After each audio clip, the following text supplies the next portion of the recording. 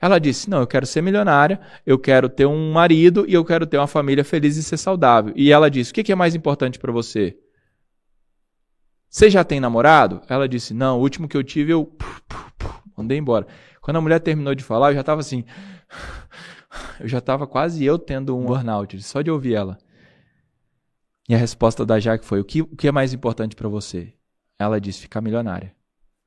E a Jaque disse, então, coloque no seu plano e execute o seu plano para que isso aconteça. Mas eu vou conseguir ter uma família? E a Jaque disse, talvez não. Nessa intensidade, desse jeito, é bem provável que não. Mas saiba o que você quer e saiba o preço que você está disposto a pagar. Porque talvez uma família não vai caber nesse tipo de vida que você está vivendo e nesse plano que você tem agora. Agora, talvez faça mais sentido ter uma família e apoiar o seu marido para que juntos vocês construam 1 milhão. O que faz mais sentido para você.